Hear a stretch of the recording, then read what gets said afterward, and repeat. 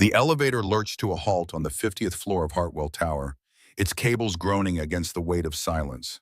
Jack Wilson dragged his worn cloth across the towering glass windows, the city lights of Portland blurring into golden streaks below. His weathered hands moved methodically, erasing smudges from the gleaming surface that separated the world of power from the world he inhabited. The night shift suited him, no executives to navigate around, no awkward smiles when they noticed him at all. Just Jack, his thoughts, and the endless windows that needed cleaning. The soft whisper of expensive fabric brushed behind him. Jack turned slowly, cloth still pressed to glass. A woman materialized from the shadows near the polished steel doors.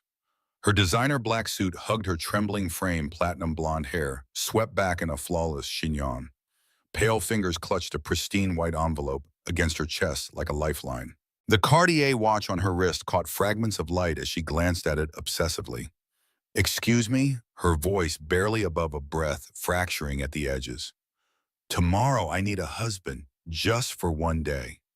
Jack's cleaning rag slipped from his fingers, landing soundlessly on the marble floor. The woman stepped closer, her heels clicking like a countdown timer against the hard surface. Now he could see the fine lines around her eyes, the way her lipstick had been chewed off on one side. She smelled like expensive perfume and desperation. She opened the envelope with surgical precision, revealing stacks of crisp hundreds. $50,000, she whispered into the suffocating air between them. One party, one performance, nothing more. Her desperate blue eyes never left his face as the silence stretched between them like a taut wire. Jack stared at the money spilling from the envelope like autumn leaves. The bills were so new they stuck together, edges sharp enough to cut. "My name is Olivia Hartwell," she said, extending a manicured hand. "And you're Jack Wilson, building maintenance supervisor, divorced, one daughter, 8 years old." The blood drained from Jack's face. How did she know about Lily? Olivia's smile was razor-thin, apologetic, but determined. "I've seen you working here every night for the past 6 months. You're always here when everyone else has gone home." Her voice carried the weight of someone who understood loneliness. "That's why I chose you. You need the money and I need someone real." "Real for what?" Jack's hand tightened around the cleaning cloth he'd retrieved from the floor. Olivia glanced at her watch again, a nervous habit that seemed carved into her DNA. "My father is William Hartwell, Hartwell Holdings. He's turning 70 tomorrow, and he's invited every important person in Oregon to celebrate." She paused, swallowing hard. "Including my fiancé, except I don't have one. I told him I was married 6 months ago." I lied. Jack had heard of William Hartwell. Everyone in Oregon had. The man owned 40% of the state's commercial real estate, including the building where Jack mopped floors and cleaned windows. Why lie about something like that? Olivia's laugh was bitter hollow. "Because he was going to force me to marry Bradley Thompson, old family friend, business merger disguised as a wedding." Her knuckles went white around the envelope. "Have you ever felt trapped, Mr. Wilson, like the walls are closing in and there's no way out?" The question hit him like a physical blow. Jack thought of his tiny apartment, the stack of unpaid medical bills on his kitchen table, the way Lily's shoes had holes he couldn't afford to fix. Trapped wasn't a strong enough word. "What exactly would I have to do?" Olivia's shoulders sagged with relief. She hadn't realized she'd been holding her breath. "Attend the party with me.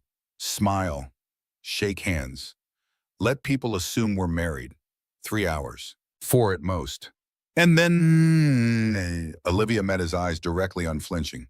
"Then you go home, $50,000 richer, and I figure out how to live with the consequences." The elevator shuddered, a mechanical sigh that seemed to echo their collective exhaustion. "I need to think about it," Jack said finally. Olivia nodded, reaching into her purse for a business card. Her handwriting was elegant, controlled, as she scribbled on the back. "My number. If you decide yes, meet me at Bridge City Coffee on Oak Street tomorrow morning, 8 o'clock. She pressed the card into his palm, her skin cold despite the warm building. "If you don't show up, I'll understand." She paused at the elevator buttons. Sometimes the biggest risk is not taking one at all. The next morning dawned gray and wet, typical Oregon weather that matched Jack's mood perfectly. He'd spent the night staring at Olivia's business card, turning it over in his fingers until the edges were soft. The address on the front read, "Hartwell Holdings, Director of Property Development." with Olivia's name embossed in silver beneath. The handwritten phone number on the back seemed more human, the slight smudge of ink at the corner more real than the pristine typeface. Jack's apartment in southeast Portland was small but clean. One bedroom for Lily, a pull-out couch in the living room for himself. The kitchen table was covered in papers, unpaid medical bills from Carol's cancer treatments 3 years ago, Lily's school permission slips, and applications for payment plans with the hospital. The bathroom sink had been leaking for 2 weeks, but the parts to fix it would cost money he didn't have. Lily chattered through breakfast about her plans for the weekend, oblivious to the decision weighing on her father's shoulders. She wore her dinosaur pajamas, the ones with the triceratops that were getting too small, but she refused to part with. Daddy, Mazel. Peterson said, "We're going on a field trip to the Dinosaur Museum next month, but I need new shoes before then because look." She stuck out her foot where her small toe was visible through a hole in her sneaker. "And can we please get the new book about paleontology? The library doesn't have it yet, and Emma said it has real x-rays of fossils inside." Jack looked at his daughter's excited face, her brown eyes, so like her mother's, filled with a passion for knowledge that reminded him of Carol. A paleontologist in the making, already more educated about dinosaurs at 8 than he would ever be. "We'll see, sweetheart. Maybe next week." The words felt hollow, the same ones he'd been saying for months. Lily's face fell for a moment before she recovered with the resilience of childhood. "That's okay. Martha said she'd help me make a dinosaur diorama with stuff from her craft box today." Martha, their 70-year-old neighbor, had been a godsend since Carol died. She watched Lily when Jack worked late shifts, treated the girl like the granddaughter she never had, and never asked questions when Jack needed help. She was good that way. "Is Martha coming over again tonight?" Lily asked, scraping the last of her cereal from the bowl. Jack nodded, the weight of his potential decision pressing down on him. "I might have a work meeting tonight, Pumpkin." On Saturday, Lily's eyes narrowed with the suspicion of a child who knows adults sometimes bend the truth. "Sometimes Daddy has to do different jobs to make sure we have everything we need." He ran a hand through his hair, guilt gnawing at his insides for the half-truth. Bridge City Coffee buzzed with its usual Saturday morning crowd. Families sharing newspapers and pastries, couples holding hands over steaming mugs, everyone living the normal life Jack craved. He spotted Olivia immediately sitting in the back corner, with 2 untouched coffees growing cold before her. She'd traded her business suit for jeans and a soft gray sweater. Without the armor of corporate attire, she looked younger, more vulnerable, more human. "You came," she said when he slid into the opposite chair. There was genuine surprise in her voice, as if she'd expected him to take the sensible path and forget her proposal entirely. Jack wrapped his hands around the coffee mug, letting the warmth seep into his perpetually cold fingers. "Tell me why you really need a fake husband." Olivia's smile flickered like a candle in wind. "The truth, my father doesn't think I can take care of myself. He sees me as a liability that needs managing." "So you're rebelling by hiring a janitor to play dress-up." The words came out harsher than Jack intended, but Olivia didn't flinch. "I'm not rebelling. I'm surviving." She pulled a small velvet box from her purse, opening it to reveal a simple gold band. "This was my mother's wedding ring. She died when I was 12. Cancer." Her voice dropped to barely above a whisper. "Before she died, she made me promise I'd marry for love. Not convenience, not business. Love." Jack studied the ring, noting how Olivia's fingers trembled as she held the box. "What happened to love?" he asked softly. Olivia's laugh was sharp, self-deprecating. "Love is a luxury I can't afford, but choice, that's something I can still fight for." She snapped the box shut with finality. "Tomorrow isn't about pretending to be happy. It's about proving I'm not completely powerless." "And Bradley Thompson." Olivia's expression darkened like storm clouds gathering. "Bradley believes women are decorative objects that come with dowries. He's told me explicitly that wives should be seen, not heard." She met Jack's eyes with steel-hard determination. "I'd rather die alone than live silently with him." Jack found himself leaning forward, drawn into her orbit, despite every rational instinct screaming warnings. "What makes you think I can pull this off?" "I've never been to a society party. I don't know which fork to use or how to make small talk with millionaires." Olivia's smile was the first genuine one he'd seen from her. "That's exactly why it'll work. You're real Jack, authentic, everything those people aren't. But what if someone recognizes me? What if they know I'm just the guy who empties their trash cans? Olivia reached across the table, her fingers brushing his wrist. Then we'll deal with it together. Partners in crime. The touch was electric, unexpected. Jack pulled his hand back instinctively, but not before noticing how perfectly her fingers fit against his skin. I have conditions, Jack said finally. Olivia straightened all business again. Name them. First, you tell me everything I need to know about your father, this Bradley person, and what I'm walking into. No surprises. Olivia nodded. Second, if this goes sideways, you protect Lily. She doesn't need to know her father made a deal with the devil. Lily is your daughter. Olivia's voice carried a note of something Jack couldn't identify. Longing, maybe, or regret. She's 8, lost her mother 3 years ago. She's the only thing in my life that matters. Olivia was quiet for a long moment, processing this information. What's she like? The question surprised him. Most people asked about his wife, about the accident, about how he was coping. No one ever asked about Lily herself.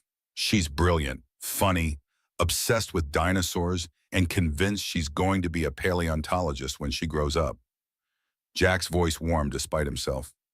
She still talks to her mom, sometimes tells her about her day, asks for advice. I don't have the heart to stop her. Olivia's eyes glistened, but she blinked the tears away quickly. She sounds wonderful. She is. Jack studied Olivia's face, noting the wistful expression that had settled there. Do you want children? The question slipped out before he could stop it. Olivia's smile was sad knowing. I wanted a lot of things once upon a time, but wanting and having are very different animals. Her expression shifted, revealing something unexpected. Did you know I have a master's degree in wildlife conservation specialized in endangered species rehabilitation? Jack's surprise must have shown on his face. Hard to believe the society princess cared about anything beyond shopping and charity galas. Her tone was light, but the hurt underneath was palpable. I wanted to work in the field, maybe Montana or Wyoming, somewhere with space to breathe. What happened? Father needed someone to manage the family's property portfolio after my mother died. Rachel, that's my sister, went to law school. I was the one with the soft degree, so... She shrugged the gesture, conveying years of resigned compliance. You gave up your dreams to make him happy. I gave up my dreams because sometimes duty trumps desire. Olivia stood abruptly, smoothing down her sweater. I should let you get back to your Saturday. Thank you for hearing me out. Olivia, wait. Jack stood too, his chair scraping against the floor. I'll do it. I'll be your husband for one day. Relief flooded her features so completely that Jack realized how desperate she'd truly been. Thank you, she whispered. You have no idea what this means to me. Just promise me one thing. Promise me this isn't going to destroy either of our lives. Olivia's pause was a heartbeat too long. I promise we'll both survive Sunday night. It wasn't the reassurance he'd asked for, but it was honest. In Jack's experience, honesty was rarer than promises anyway. I'll pick you up at 6. We need to get you a proper suit. She handed him another card, this one with an address. Lombardi's Tailoring asked for Tony. He's expecting you. Sunday afternoon found Jack standing in front of a 3-way mirror at Lombardi's, hardly recognizing himself. The charcoal gray suit fit like it had been made for him, which Tony assured him it had been with a speed that bordered on miraculous. Miss Hartwell has excellent taste, Tony murmured while adjusting the tie. This suit will serve you well beyond tomorrow's event. Jack stared at his reflection. The man looking back seemed capable, confident, worthy of standing next to Olivia Hartwell. The illusion was perfect until he looked down at his hands, still calloused and scarred from years of manual labor. Some things couldn't be disguised. He'd spent Saturday evening reading everything he could find about Hartwell Holdings, William Hartwell, and the Hartwell family. The internet painted a picture of old money, older values, and a man who'd built an empire on the foundation of his wife's tragic death. Olivia rarely appeared in photos, always standing slightly behind her father, always smiling the same careful, controlled smile that never reached her eyes. Lily knocked on his bedroom door when he returned home, her small voice carrying through the wood. Daddy, Martha's here, but you look funny. Jack opened the door to find his daughter, standing in the hallway, her favorite dinosaur pajamas, making her look impossibly young. Funny how, like you're going somewhere important without me. Her eyes were wide with questions she didn't know how to ask. Jack knelt down to her level, his expensive pants creaking with the movement. I have to go to a work thing tonight, sweetheart. Remember how we talked about Daddy sometimes having to do different jobs? Lily nodded solemnly, but the questions remained in her eyes. Will you be home when I wake up? I'll be home, Jack promised, pulling her into a hug that felt like both a blessing and a goodbye. Some opportunities only come once, Lily pad. Sometimes to build a better future, we have to do things we've never tried before. The important thing isn't what we do, but why we do it. Martha appeared in the doorway, her kind eyes taking in Jack's transformation with minimal surprise. She'd seen him through worse changes than a new suit. Don't you clean up nice, she said, her voice warm with approval. We'll be fine, won't we, Lily? Dinosaur documentary and popcorn night. Lily's face brightened at the mention of dinosaurs, but she still held on to Jack's hand. Promise you'll tell me everything tomorrow. Jack kissed the top of her head. Everything that matters. The ride to the Hartwell estate was a study in contrast. Olivia sat beside him in the back of the town car, transformed once again into the polished socialite he'd first encountered in the elevator. Her blue dress was understated, but obviously expensive. Her makeup flawless, her hair arranged in soft waves that had probably taken hours to achieve. But her hands shook as she applied lipstick and she checked her purse for the third time to make sure the ring was there. Tell me about your father, Jack said, as they wound through the hills overlooking Portland. Olivia stared out the window at the mansions growing larger and more elaborate with each mile. He's brilliant, ruthless, and completely convinced he knows what's best for everyone around him. He built Hartwell Holdings from nothing after my mother died, poured all his grief into making money. And Bradley, Olivia's expression tightened. Bradley Thompson, the third heir to the Thompson shipping fortune, which isn't what it used to be. His family needs our money. We need their social connections. It's the kind of merger my father understands. She turned to face Jack, her blue eyes intense. Bradley is also the kind of man who thinks a woman's opinion is a charming quirk to be tolerated until the wedding, then corrected. The Hartwell estate sprawled across 20 acres of manicured perfection, rolling lawns and strategic lighting that made everything look like a magazine spread. Cars lined the circular driveway, expensive machines that cost more than Jack made in 5 years. He felt the familiar tightness in his chest that came with being somewhere he didn't belong. Olivia's hand found his arm and squeezed gently. Don't worry, her voice dropped to a whisper. I've lived here my entire life and never felt like I belonged either. She continued in a more normal tone. Remember we met at the Portland Central Library? You were reading to Lily. I was at the next table researching wildlife conservation. We struck up a conversation about children's books. Jack nodded, running through their fabricated history one more time. 18 months of careful courtship, a small wedding, 6 months ago, a quiet life that suited them both.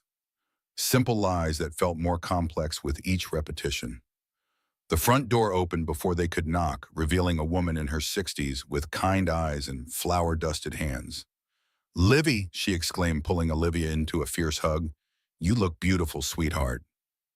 This had to be Rose, the housekeeper Olivia had mentioned during their preparation sessions, the woman who'd raised Olivia after her mother died, who knew all her secrets except this one. Rose, I'd like you to meet my husband, Jack. Olivia's voice was steady, but Jack caught the slight tremor underneath. Rose studied him with the sharp eyes of someone who'd spent decades protecting the girl she'd helped raise. So you're the one who stole our girl's heart, she said, finally extending a warm hand. She's been keeping you a secret for too long. Some things are worth waiting for. The words came easily to Jack, surprising himself with their sincerity. Rose's smile was approving, genuine. Well said. Now get inside before you catch your death. Mr. Hartwell's been asking about you every 5 minutes. She leaned closer to Olivia, lowering her voice conspiratorially. Fair warning, honey. Bradley arrived an hour ago. He's already had 3 drinks. The main hall of the Hartwell house was everything Jack had expected and nothing he was prepared for. Crystal chandeliers cast warm light over clusters of Oregon's most powerful people, were all holding wine glasses and conducting conversations that probably decided the fate of entire industries. The women wore jewelry that could fund small countries. The men wore confidence like expensive cologne. Jack felt like an imposter in his borrowed skin, the weight of Olivia's hand on his arm, the only thing keeping him from bolting toward the door. "Olivia!" A booming voice cut through the chatter. William Hartwell approached them with the measured stride of a man accustomed to commanding attention. He was tall, silver-haired, and possessed the kind of presence that made people step aside without thinking.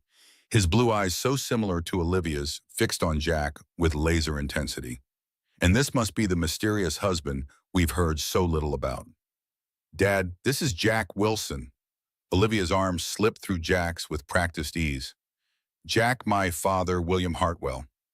The handshake was a test firm enough to break fingers if William chose to apply pressure. Jack met it with the grip of someone who'd spent his life working with his hands, and something like respect flickered in the older man's eyes. "Wilson," William mused. "Real estate," Olivia mentioned. It wasn't a question, but Jack nodded anyway. "Small projects, nothing compared to what you've built here." William's smile was sharp as a blade. "Modesty.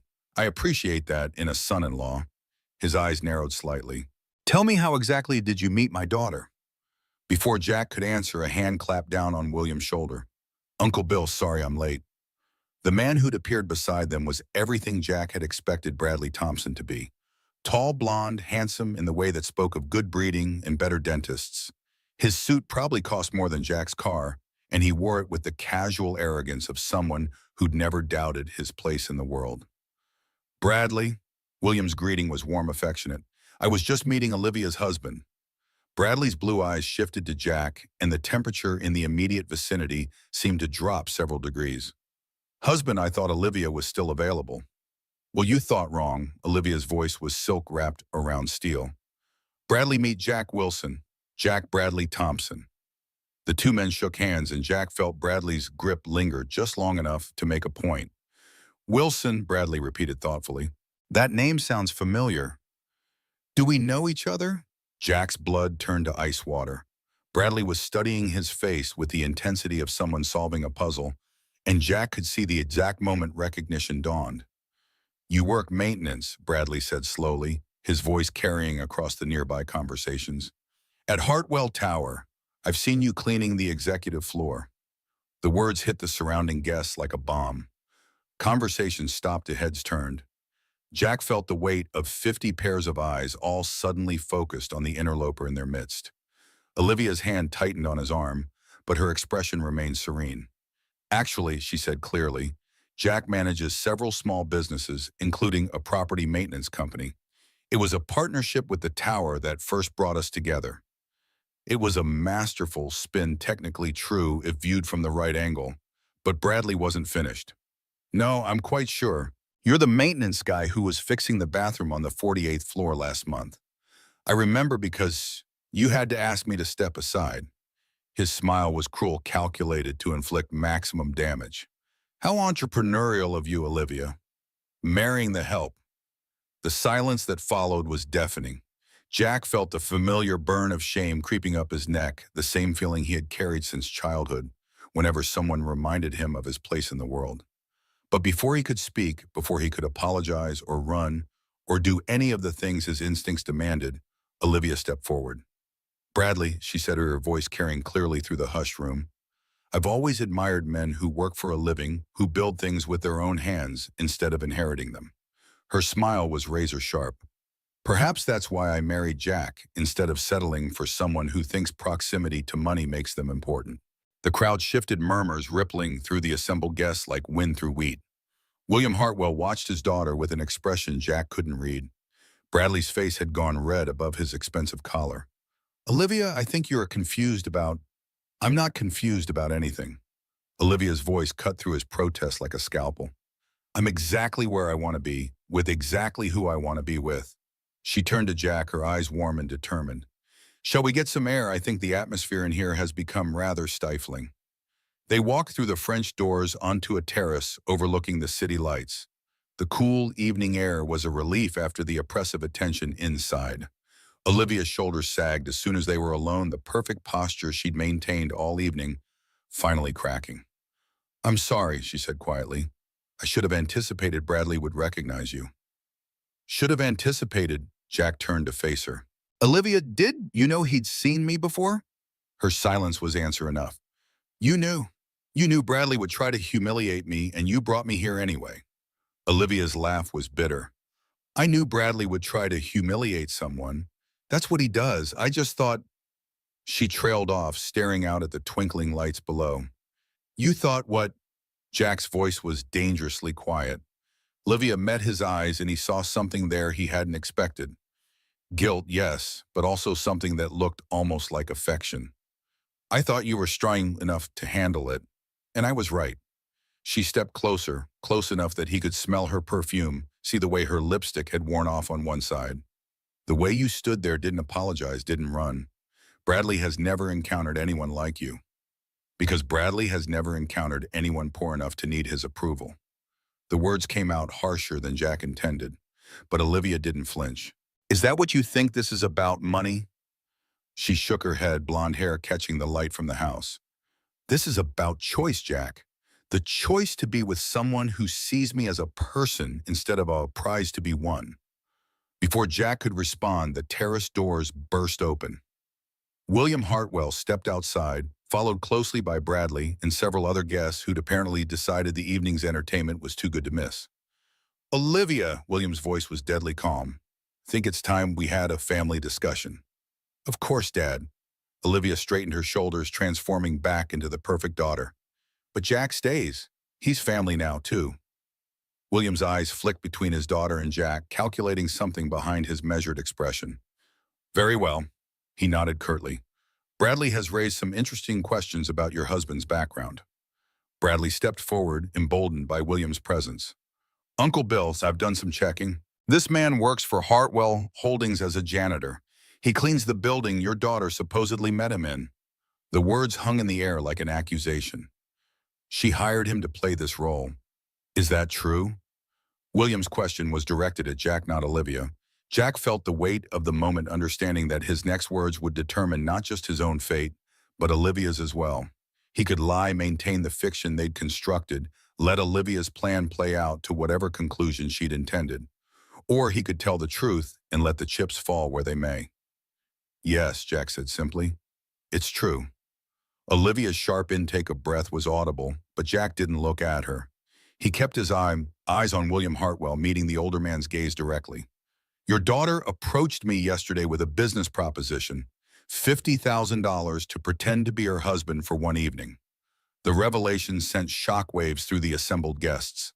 Bradley's smile was triumphant, vindictive. Olivia looked like she'd been slapped, but William Hartwell's expression was unreadable, his poker face carved from granite. And you accepted this proposition? His tone betrayed nothing. I did. Jack's voice was steady despite the chaos erupting around them. I have a daughter 8 years old. The money would change our lives. So this is all fake, Bradley said, his voice carrying clearly across the terrace. Olivia paid this man to humiliate our family, to make a mockery of everything we... Enough! William's single word cut through Bradley's tirade like a blade. The older man stepped closer to Jack, studying him with the intensity of a scientist examining a specimen. Tell me, Mr. Wilson, what do you think of my daughter? The question was unexpected, designed to catch Jack off guard. He glanced at Olivia, seeing the fear in her eyes, the desperate hope that he wouldn't destroy her completely. I think she's the strongest person I've ever met, Jack said honestly. I think she's trapped in a life that doesn't fit her, and I think she's brave enough to do something about it, even if it means lying to her own father. Lying? William's voice was mild, but there was steel underneath. Jack shook his head. She wasn't lying about the important things. She was lying about Bradley because she's terrified of him. She was lying about being married because she's afraid you don't trust her to make her own choices. And what would you know about my daughter's fears? Bradley interjected. But William silenced him with a look. I know what it's like to be trapped. Jack continued, his voice gaining strength. I know what it's like to feel like your life belongs to everyone except you. And I know that Olivia deserves better than to be traded like a business asset. William was quiet for a long moment, the only sound the distant hum of traffic from the city below. When he finally spoke, his voice was thoughtful. Bradley, perhaps you should rejoin the party. I'd like to speak with my daughter and her companion privately. Bradley's face cycled through several shades of red before settling on purple.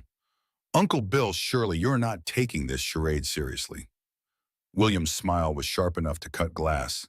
I'm taking my daughter's happiness seriously, something I perhaps should have done sooner. After Bradley and the other guests had reluctantly filed back inside, William turned to face Olivia and Jack. His expression was unreadable, but there was something in his eyes that hadn't been there before, something that looked almost like respect. Olivia, in 34 years, this is the first time you've ever stood up to me. Olivia's chin lifted defiantly. It won't be the last. Good. William's response surprised them both. Your mother always said you had her spirit buried somewhere under all that good behavior. I was beginning to wonder if we'd smothered it completely. He turned to Jack, extending his hand again. Mr. Wilson, thank you for giving my daughter her voice back. Jack shook the offered hand, confused by the turn the conversation had taken.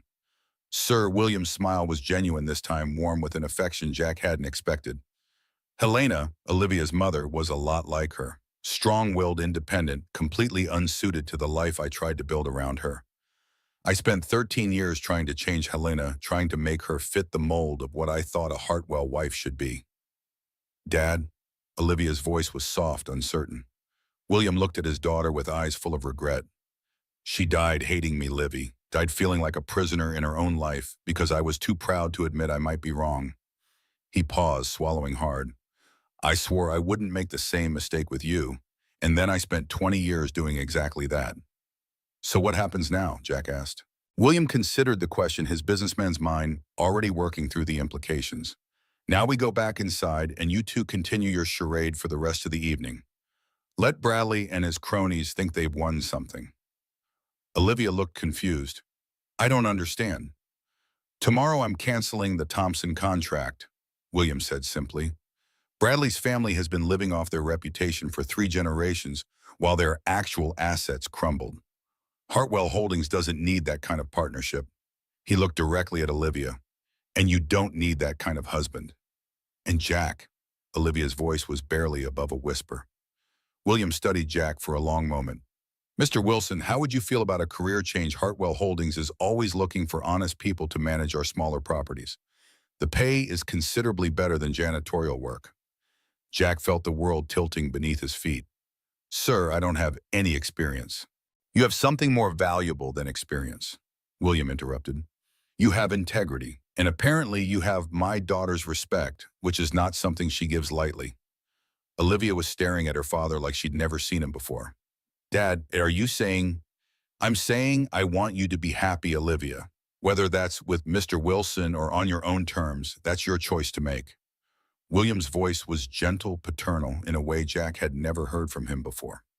But I'd like the chance to get to know the man who reminded my daughter she had options. They stood in silence for a moment, the weight of the evening's revelations settling around them like snow. Then a woman's voice cut through the quiet. I should have known you'd be out here plotting without me. Jack turned to see a tall woman with Olivia's eyes in William's commanding presence standing in the terrace doorway. Her designer dress and perfect makeup couldn't disguise the shrewd intelligence in her expression. Rachel, Olivia's voice was equal parts surprise and relief. I didn't think you were coming tonight.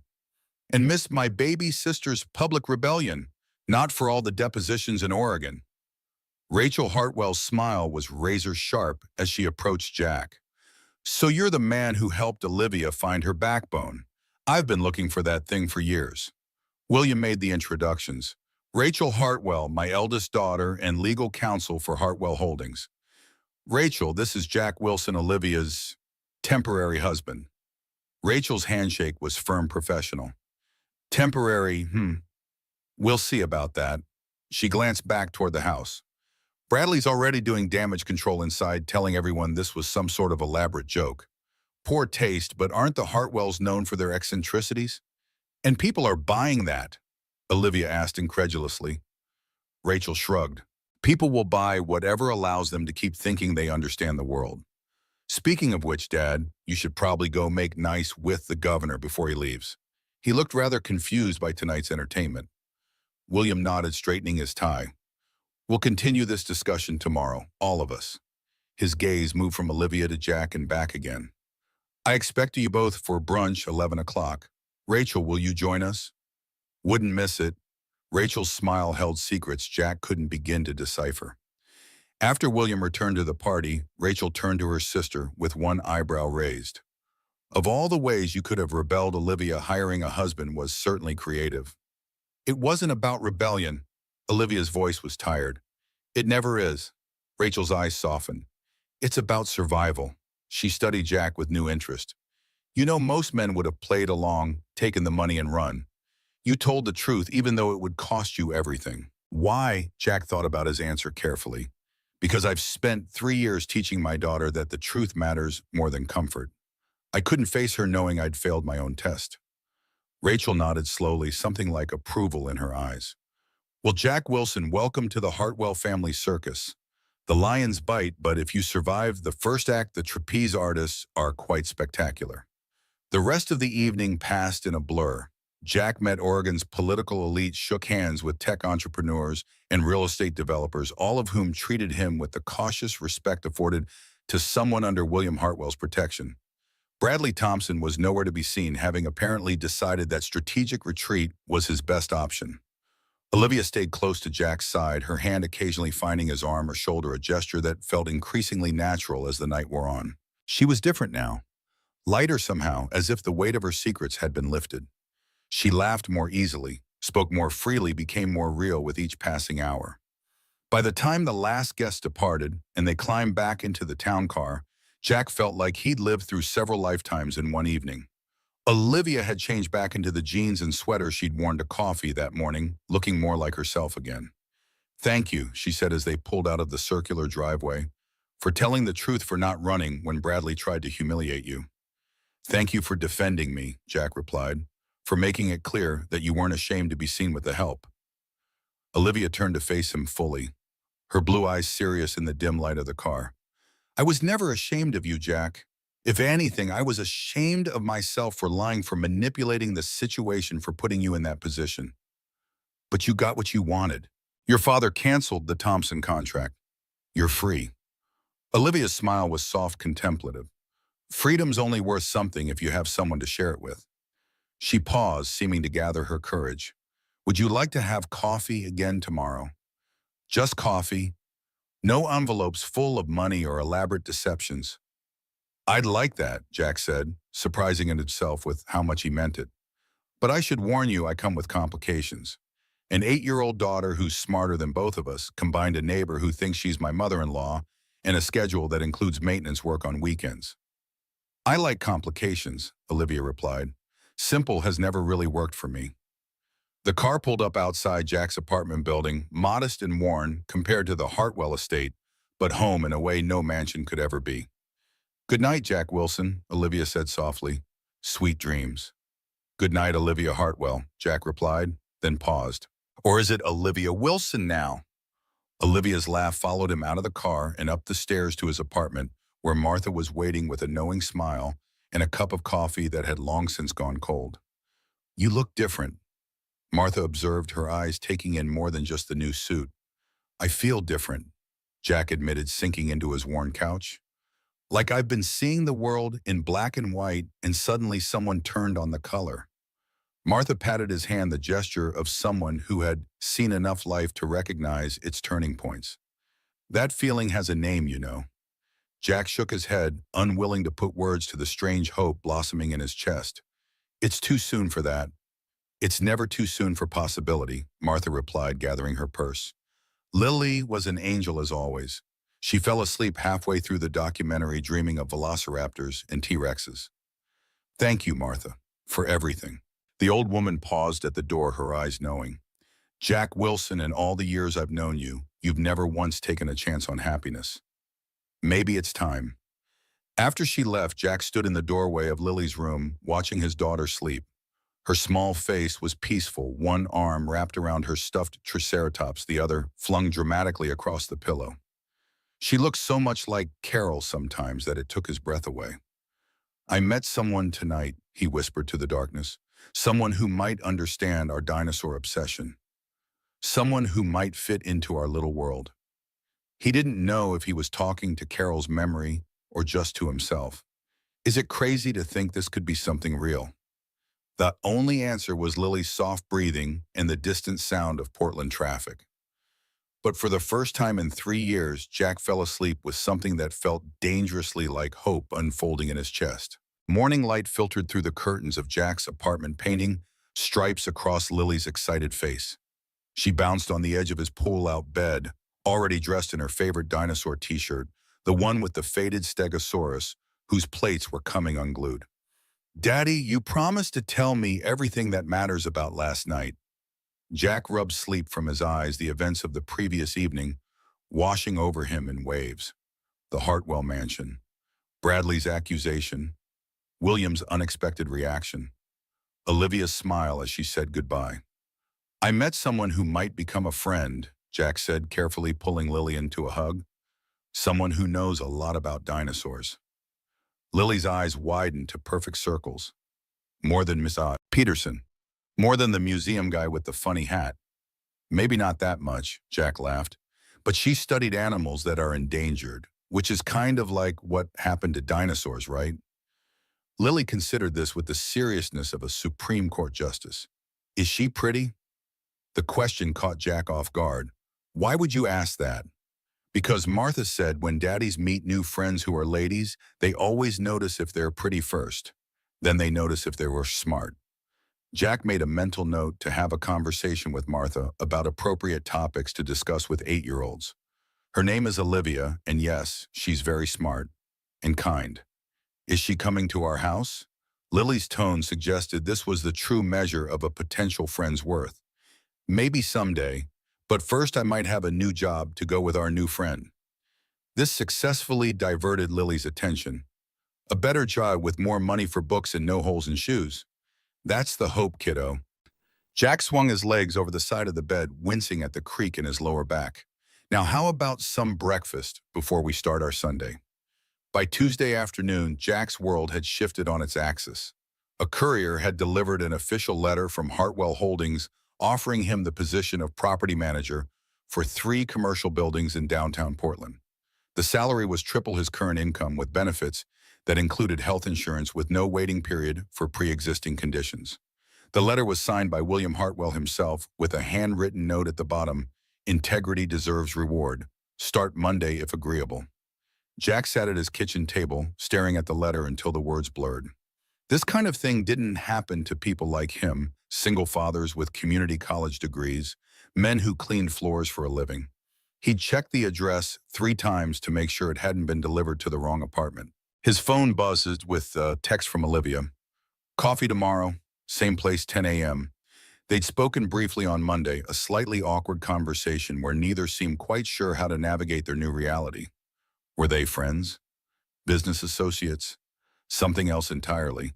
The boundaries had blurred somewhere between the fake marriage and the real connection that had formed in its aftermath. Bridge City Coffee was quieter on Wednesday morning, the midweek lull creating pockets of silence, perfect for conversation. Olivia waited at the same corner table, hair pulled back in a simple ponytail, wearing jeans and a Portland Trailblazers sweatshirt that looked incongruously normal after the elegant creature he'd first met. "You look different," Jack observed, sliding into the seat across from her. Olivia touched her casual clothes self-consciously. "This is the real me, the other version that's just packaging for the business world." She pushed a coffee toward him. "I remembered black one sugar." The gesture warmed something in Jack's chest. "I got the job offer." "Dad doesn't waste time when he sees something he wants." Olivia's smile turned wry. "In this case, that's actually a good thing. The position's been open for months. He's been impossible to please." "I don't understand why he'd trust me with his buildings. I have no experience managing property." Olivia leaned forward, her voice dropping to a confidential tone. "Actually, you do. I looked into your background. Don't look so shocked. I had to be thorough before inviting you into this mess. You were 3 credits shy of a business management degree when your wife got sick. You've been managing the maintenance for a 30-floor office building with a staff of 6. You understand building systems, tenant relations, and crisis management. The only thing you lack is the title and the paycheck." Oh, well, Jack absorbed this assessment of his capabilities, seeing his work experience through new eyes. "Your father mentioned brunch on Sunday, but I never heard anything else." He's been buried in the fallout from canceling the Thompson contract. Bradley's father is threatening all kinds of legal action. She waved a dismissive hand. Rachel will handle it. She lives for this kind of corporate blood sport. Jack took a sip of his coffee, organizing his thoughts. Where do we go from here, Olivia? The job offer is amazing, life-changing even. But I'm concerned about whether my father's giving you the job because he thinks we're together. Olivia completed his thought. It's a fair question. The answer is complicated. Try me. I'm pretty good with complicated these days. Olivia traced the rim of her mug with one finger. My father respects you, which is rare enough, but he's also hedging his bets. If we do, become something to each other. He's making sure you're financially stable enough to be considered suitable. If we don't, he still gets an honest employee who won't cheat him. And what do you want? The question hung between them, delicate and dangerous. Olivia's eyes met his, unflinching. I want to get to know you, Jack Wilson. The real you, not the man who was desperate enough to take $50,000 to be my husband for a day. And I want you to know the real me, not the Hartwell heiress. She reached into her bag and pulled out a book. Also, I want to give this to Lily. It's the new paleontology book with the X-ray images. I thought maybe I could meet her sometime. Jack stared at the book, recognizing it as the one Lily had mentioned, the one he couldn't afford. You remembered. I pay attention to the things that matter to people who matter. The words settled over him like a warm blanket. She has a dinosaur presentation at school on Friday. Nothing fancy, just the kids talking about their favorite prehistoric creatures for a few minutes. She'd love to meet you if you're interested. Olivia's smile could have powered the entire coffee shop. I'll be there. Friday afternoon found Jack sitting in a tiny chair meant for third graders, watching Lily arrange her dinosaur flashcards at the front of the classroom. He'd taken the afternoon off from his current job, only 4 more days of cleaning floors before he stepped into his new role at Hartwell Holdings. A rustle of movement at the classroom door caught his attention. Olivia slipped in carrying a small gift bag and looking uncharacteristically nervous. She spotted him and made her way through the maze of miniature furniture. Is this seat taken? She whispered, indicating the tiny chair beside him. Saved it just for you. Jack felt a flutter of something unfamiliar. Not just attraction, though, that was certainly part of it, but a deeper sense of rightness, as if pieces were falling into place. Lily spotted Olivia and froze mid-sentence during her explanation of why Triceratops was the absolute best dinosaur that ever lived. Her eyes grew wide, darting between her father and the elegant woman beside him. And they had 3 horns for defense against predators like T-Rex. She continued after a moment, but her eyes kept straying to Olivia. When the presentations finished, Lily approached cautiously, clutching her dinosaur drawings against her chest like armor. You must be Lily. Olivia extended her hand formally, as if meeting a business associate rather than a child. I'm Olivia Hartwell. Your presentation on Triceratops was extremely informative. I particularly appreciated your explanation of their frill being used for temperature regulation. Lily glowed under the praise, shaking Olivia's hand with solemn dignity. Did you really study endangered animals like real ones, not just in books? I did. I worked with mountain lions in Wyoming one summer during college. Lily's mouth dropped open. Big cats are related to dinosaurs. Birds evolved from theropods and cats hunt birds, so it's all connected. Jack watched in amazement as his daughter and Olivia fell into an intense discussion about evolutionary biology, Lily gesturing wildly with her dinosaur drawings, Olivia nodding with genuine interest. Something tight in his chest began to unravel, a knot of worry he hadn't even realized was there. The weekend passed in a blur of normalcy made extraordinary by small changes. Jack and Lily went grocery shopping with money that wasn't quite so carefully counted. They bought new shoes without holes, and Jack scheduled a dentist appointment for himself, something he'd been putting off for 2 years because of the expense. Olivia texted throughout the weekend, sending dinosaur facts she thought Lily might enjoy, and asking Jack questions about his interests beyond work and fatherhood. Simple things that somehow felt momentous. What music did he like? Classic rock and jazz. Did he prefer mountains or ocean mountains, though Lily loved the beach? What book had changed his life? A biography of Franklin Roosevelt he'd read during a difficult period after Carol's death. Monday morning, Jack stood outside the Westport building, one of the 3 commercial properties he would now manage. The 20-story structure gleamed in the early sunlight, its glass and steel facade reflecting the surrounding city. He straightened his tie, the same one Tony had adjusted at Lombardi's just over a week ago, and walked through the revolving doors. The security guard, who had always given Jack a cursory nod when he arrived with his maintenance cart, now stood straighter. "Good morning, Mr. Wilson, Ms. Hartwell called down to let us know you were coming. Take the express elevator to 20, sir." Sir, that was new. The executive floor was hushed, carpeted in deep blue that swallowed footsteps. A sleek reception desk guarded a row of offices with actual walls and doors instead of the cubicles Jack was accustomed to. "Mr. Wilson," a young woman approached with a tablet in hand. "I'm Deborah, your administrative assistant. Mr. Hartwell asked me to get you settled before your first meeting." Jack followed her to an office with a view of Mount Hood in the distance, trying to suppress the persistent feeling that someone would realize a mistake had been made and escort him back to the maintenance department. The desk was polished mahogany with a new laptop, a stack of building reports, and a small potted plant. "Your meeting with the current building managers is at 10, Deborah informed him. "They've been told you're taking over effective immediately. Mr. Hartwell left this for you." She handed him an envelope before departing, closing the door with a soft click. Inside was a handwritten note. "Jack, sink or swim time. These buildings have been underperforming for years.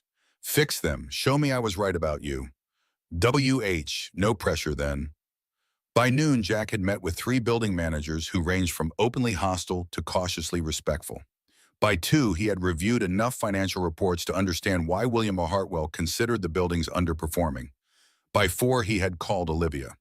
"Your father is testing me." Jack paced by the window phone pressed to his ear. "These buildings are financial disasters. The Westport is hemorrhaging tenants. Monroe Plaza has maintenance issues that would make a slumlord blush, and the Quincy is half empty because the last manager was renting to businesses that couldn't pass basic credit checks." Olivia's laugh carried through the line. "Welcome to the deep end of the Hartwell pool. Dad never starts people with easy projects. So he's expecting me to fail." "No," Olivia's voice turned serious. "He's expecting you to surprise him. That's much worse. Dad is rarely surprised." Jack ran a hand through his hair, staring at the mountain of problems laid out on his desk. "I don't know if I can do this, Olivia." "You can. You just can't do it the way it's always been done." There was a pause. "Jack, do you know why these buildings are failing?" "Because they've been mismanaged into the ground. Because they've been managed by people who see them as assets on a spreadsheet, not as places where people work and live. You've been on the other side. You know what tenants need, what maintenance issues actually matter. That's why Dad put you in charge." Jack considered this perspective. "So I'm supposed to use my janitorial experience to turn around 3 failing commercial properties worth millions." "Exactly. And when you do, it'll drive Bradley's father absolutely insane." The smile in her voice was almost audible. 2 weeks passed in a whirlwind of 12-hour days, tenant meetings, contractor negotiations, and financial planning. Jack threw himself into the work with the same methodical dedication he'd once applied to keeping floors polished and bathrooms sanitary, but now with the authority to fix problems rather than just clean around them. He hired back maintenance workers who'd been let go in cost-cutting measures, renegotiated with tenants who were planning to leave, and established communication systems that actually addressed issues instead of burying them in paperwork. Small changes that rippled outward, creating momentum. Through it all, Olivia became a fixture in his and Lily's life. Dinosaur Museum visits on Saturdays. Takeout dinners at his apartment while they watched nature documentaries. Late-night phone calls where they talked about everything and nothing. Her strained relationship with her father, his grief over Carol that had softened but never quite disappeared, their shared love of old jazz records and terrible science fiction movies. One night after Lily had gone to bed, Olivia curled up on Jack's worn couch with a glass of wine, looking utterly at home despite the surroundings that were so different from her usual environment. "I've decided to go back to school," she announced without preamble. "To finish my PhD in conservation biology. I deferred it when Mom died, and it's been hanging over me ever since." Jack looked up from the building reports he'd been reviewing. "That's fantastic. What did your father say?" "I haven't told him yet." Olivia swirled the wine in her glass. "I'm telling you first because your opinion matters to me." The simple honesty in her voice caught him off guard. Jack set aside the reports and moved to sit beside her. My opinion is that you should follow your passion. Life's too short for anything else, even if it disappoints people who think they know what's best for you. Especially then. Jack reached for her hand, his calloused fingers intertwining with her smooth ones. Olivia, you light up when you talk about your research. I've seen it. Lily's seen it. Your father will see it too if he's paying attention. Olivia's eyes shimmered with unshed tears. I'm scared, Jack. I've spent so long being what everyone expected that I'm not sure I know how to be anything else. You do. You're already doing it. He squeezed her hand. The woman who hired a janitor to be her husband for a day isn't afraid of taking risks. That was different. That was desperation. And this isn't the need to be true to yourself. That's the most desperate feeling in the world. Olivia stared at him for a long moment, then leaned forward and pressed her lips against his. The kiss was tentative at first, then deepened as Jack responded, his free hand coming up to cradle her face. When they finally broke apart, Olivia rested her forehead against his. I wasn't planning to do that tonight. Jack smiled against her lips. I'm glad you're not always good at sticking to plans. The next morning, a call from Rachel Hartwell interrupted Jack's tenant meeting at the Quincy. We have a situation. Rachel's voice was clipped professional. Bradley Thompson was seen tampering with the fire alarm system at the Monroe Plaza last night.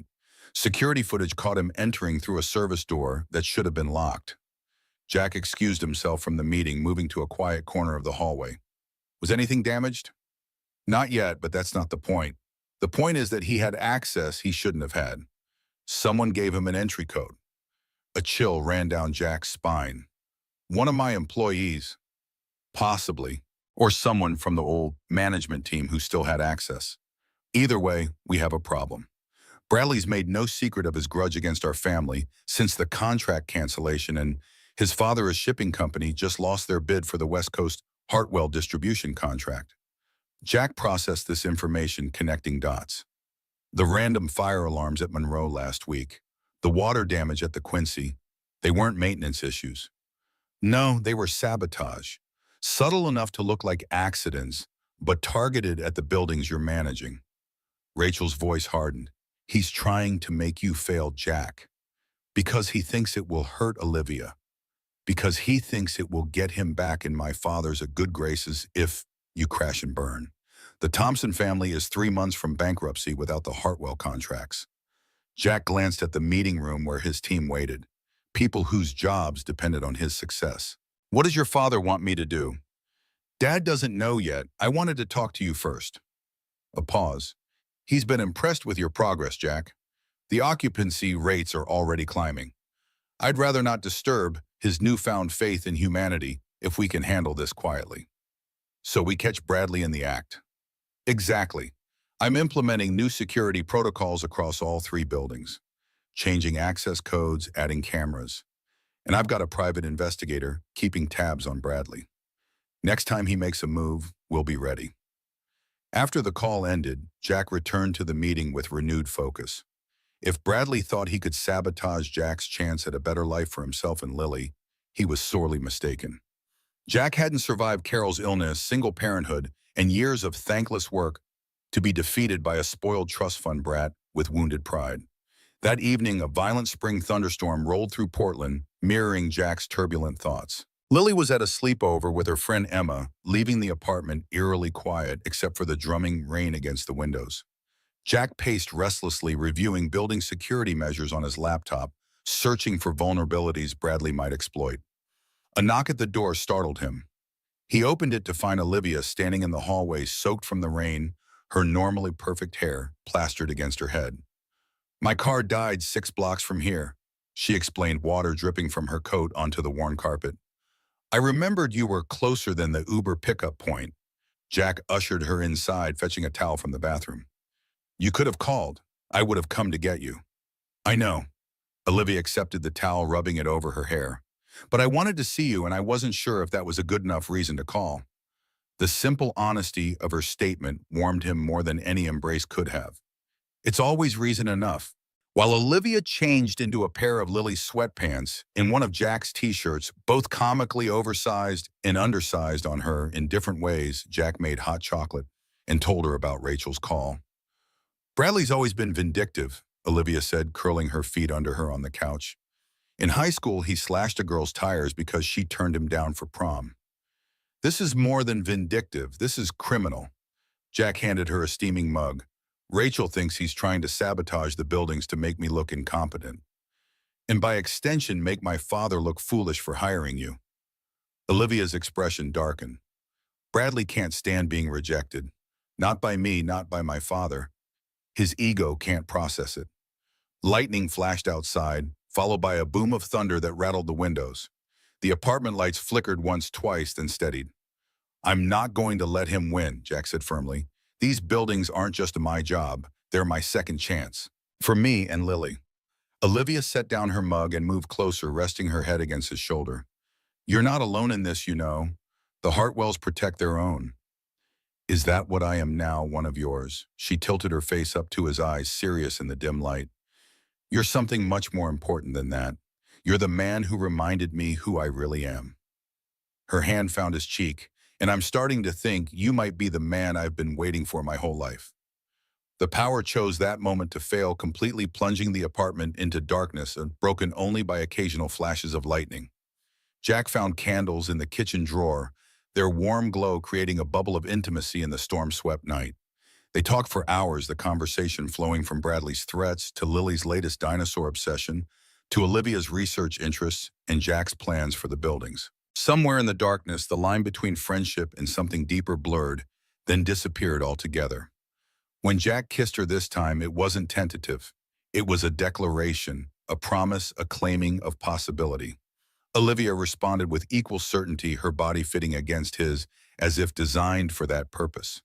Stay, Jack whispered against her hair when the candles had burned low. Not a question about the storm, but about everything that might come after. I will, Olivia answered, understanding perfectly. For as long as you'll have me. Morning arrived with cleared skies and restored power. Jack woke to find Olivia sitting at his kitchen table wearing his bathrobe and talking on her phone in a voice that meant business. I don't care what the board thinks, Rachel. It's my trust fund. I'm 29 years old, and if I want to use it to pay for my PhD program, that's my choice. She glanced up, saw Jack watching her, and smiled. No, I haven't told Dad yet. Yes, I'll do it this weekend. Brunch on Sunday. A pause. Jack will be there too. Yes, with Lily. Another pause. Because they're important to me, that's why. After she hung up, Olivia looked slightly sheepish. I hope it's okay that I committed you to Sunday brunch with my family. Rachel thought it was time. Time for what? Time to make it official, whatever this is between us. She gestured between them, her expression suddenly uncertain. Unless I'm misreading things, Jack crossed the room and pulled her into his arms. You're not misreading anything. This is exactly where I want to be. The moment of contentment was shattered by Jack's phone ringing on the counter. The screen displayed Westport Security. Mr. Wilson, sir, we've got an emergency situation. Someone triggered the sprinkler system on floors 10 through 15. The damage is extensive. Jack's stomach dropped. I'll be right there. Have you called the fire department? Yes, sir, but they've confirmed there's no actual fire. This was deliberate. Jack met Olivia's eyes as he ended the call. Bradley, probably go. I'll lock up. She squeezed his hand. Don't let him win.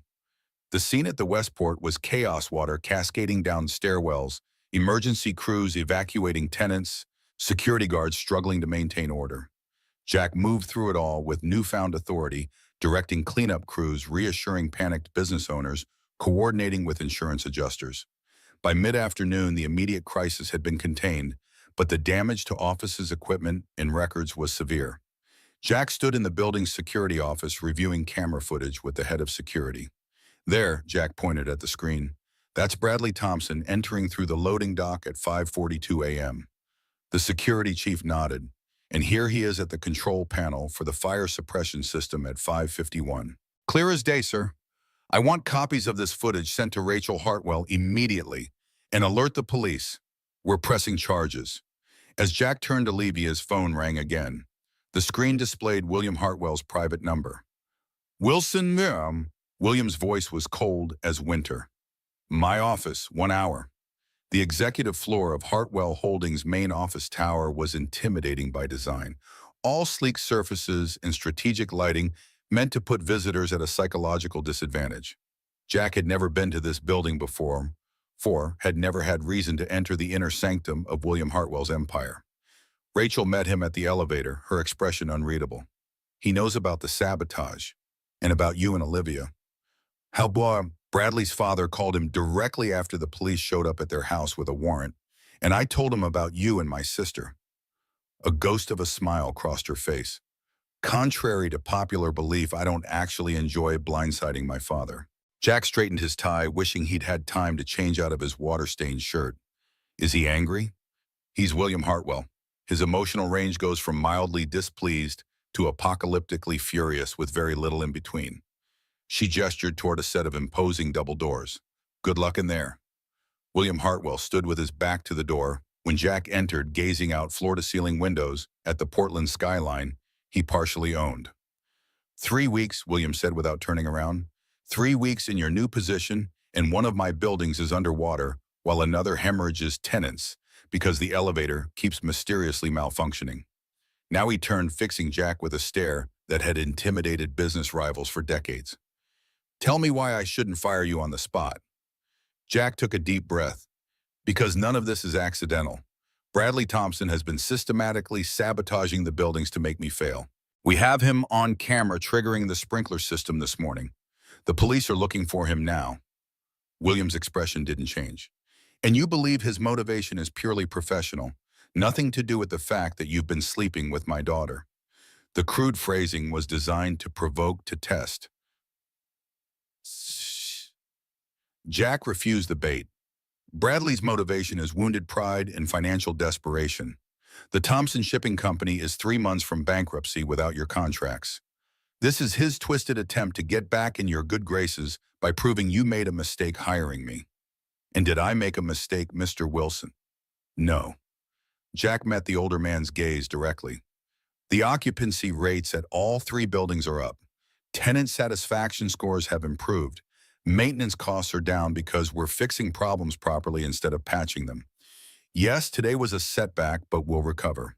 William studied him for a long moment, then moved to his desk and pressed a button on his phone. Send her in. The door opened to reveal Olivia dressed in business attire but with her hair still damp from the morning's rain. Her eyes widened at the sight of Jack. Dad, what is this about? Sit down, both of you. William gestured to the chairs across from his desk. It seems we have several matters to discuss. Bradley Thompson's criminal behavior, your sudden decision to return to school, and whatever is happening between the two of you. Olivia's chin lifted in the same defiant gesture Jack had seen the night of the party. We're adults, Dad. We don't need your approval to date. Dating, William's eyebrow arched. Is that what we're calling it now? Rachel tells me you didn't come home last night. Rachel needs to mind her own business. Olivia's cheeks flushed with anger. Olivia, Jack placed a gentle hand on her arm. Let's not make this adversarial. He turned to William. Sir, I care deeply about your daughter. This isn't some fling or rebound. It's not about your money or her position. It's about who she is, her kindness, her intelligence, her heart. Pretty words, Mr. Wilson. I've heard them before from men much more polished than you. Then judge me by my actions, not my words. I've worked 16-hour days to turn around those buildings. I've created a home where Lily is safe and loved. I've encouraged Olivia to pursue her dreams instead of living the life others plan for her.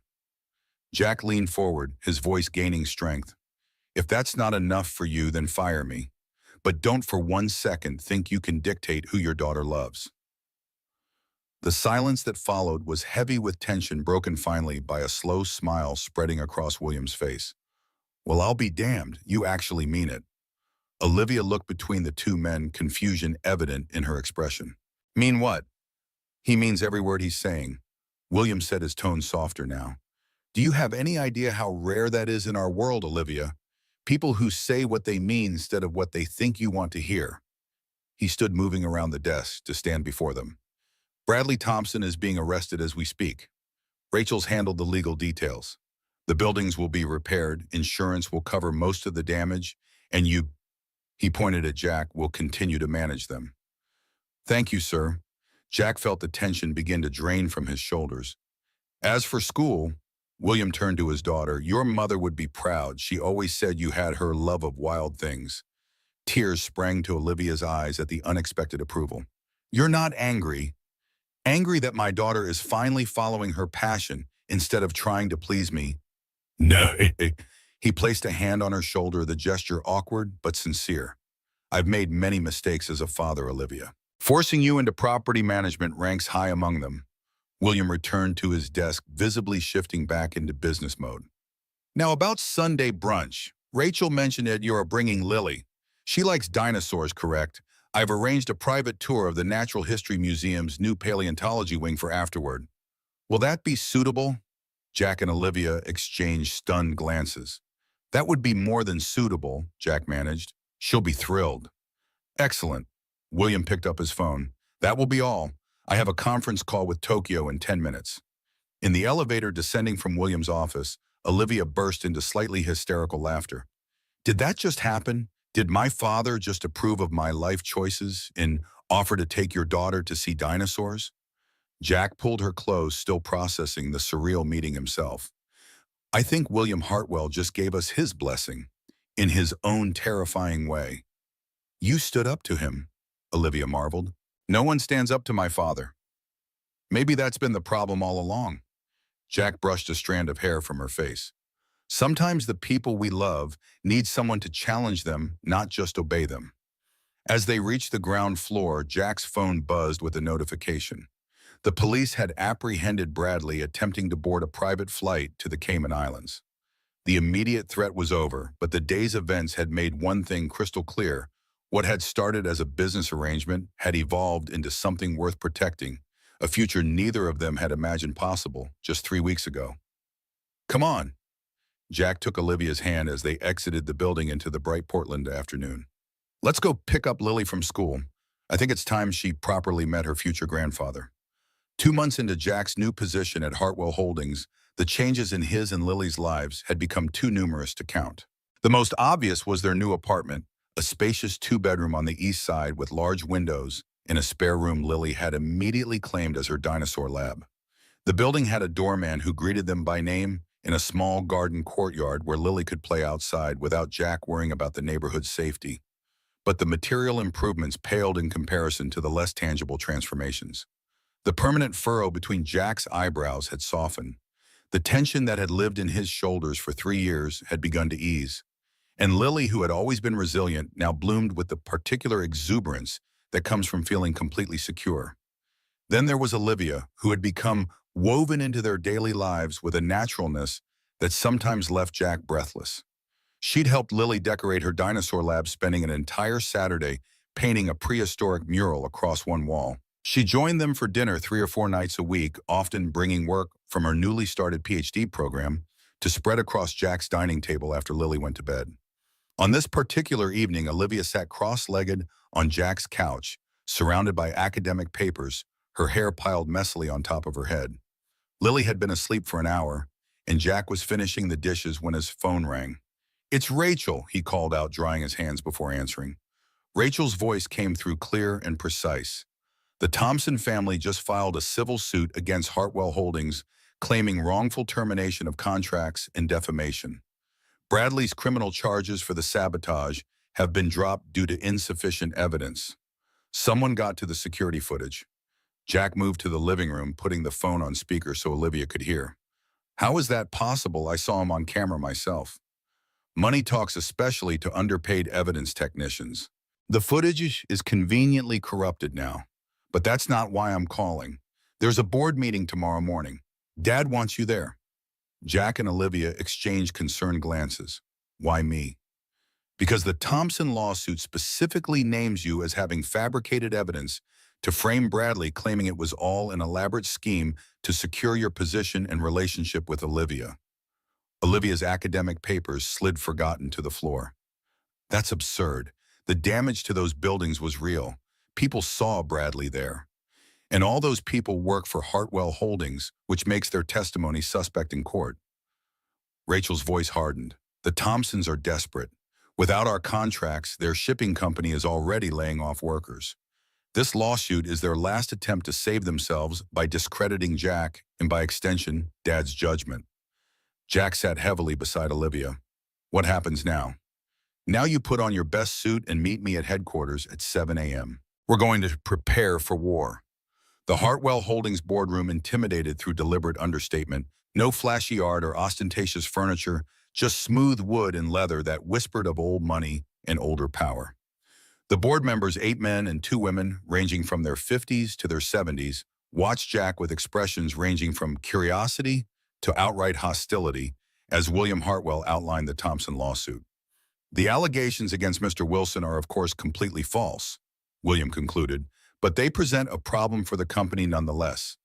Public accusations of fraud and nepotism could impact our stock price and business relationships. A silver-haired man at the far end of the table cleared his throat. With all due respect, William, this problem wouldn't exist if you hadn't given a janitorial position to someone with no qualifications beyond dating your daughter. William's expression didn't change, but the temperature in the room seemed to drop 10 degrees. I believe the quarterly reports on Mr. Wilson's buildings speak for themselves, Charles. Occupancy up 15%, maintenance costs down 20%, tenant satisfaction scores at their highest in 5 years. A woman with sharp features and sharper eyes tapped manicured nails against the table. Numbers can be manipulated. The fact remains that Mr. Wilson's relationship with Olivia creates an appearance of impropriety that this company cannot afford. Rachel slid a folder across the table. These documents detail the systematic sabotage of our properties by Bradley Thompson. While the security footage may have been compromised, we have witness statements, insurance assessments, and timeline analyses that make it clear this was deliberate and targeted. Charles barely glanced at the folder. Even if we believe the sabotage was real, the optics remain problematic. The board has concerns about a maintenance worker with no formal property management training being given control of assets worth over $200 million. Jack had remained silent throughout the exchange, absorbing the thinly veiled contempt. Now he leaned forward, making eye contact with each board member in turn. I understand your concerns. 6 months ago, I was cleaning toilets at Hartwell Tower.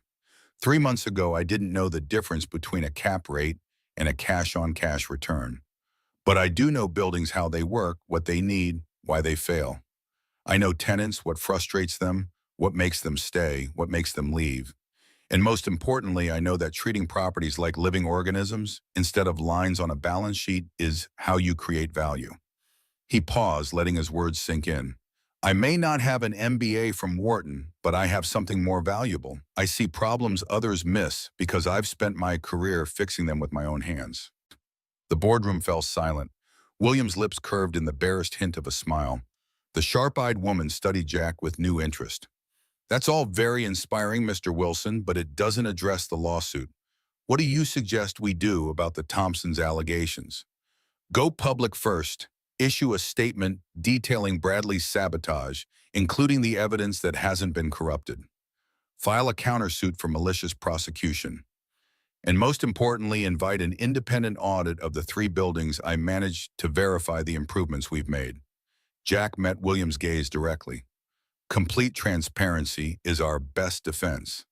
Charles scoffed. You'd open our books to outside scrutiny. I'd open my buildings to outside scrutiny, Jack corrected, because I have nothing to hide and neither does Hartwell Holdings. Rachel nodded approvingly. I've already drafted the countersuit. We can have it filed by end of business today. William rose, indicating the meeting was over. The independent audit is a good suggestion, Mr. Wilson. We'll proceed with all 3 recommendations. Board members, I expect your full support in this matter. As the board filed out, some nodding respectfully to Jack, while others deliberately avoided eye contact, William held him back with a light touch on his shoulder. That was well handled. The board respects directness even when they don't like what they're hearing. Jack exhaled slowly, releasing tension he hadn't realized he was holding. Thank you for defending me in there. William's expression grew serious. I defend what works, Jack. You work. But make no mistake, this lawsuit is dangerous. The Thompsons are old money with deep connections. They won't stop until they've exhausted every option. I understand, sir. No, I don't think you do. William's voice dropped lower, meant for Jack's ears alone. If this escalates, they may not limit their attacks to your professional life. Be prepared for them to dig into your personal history, your finances, your relationship with Olivia, everything. The warning sent a chill through Jack. I have nothing to hide, say. Everyone has something, Jack. The question is whether you're prepared for it to become public. William straightened his already impeccable tie. Now go back to your buildings. Show the board why I was right about you. 3 days later, the story broke across local business news. Hartwell Holdings files countersuit against Thompson Shipping, alleging corporate sabotage and extortion.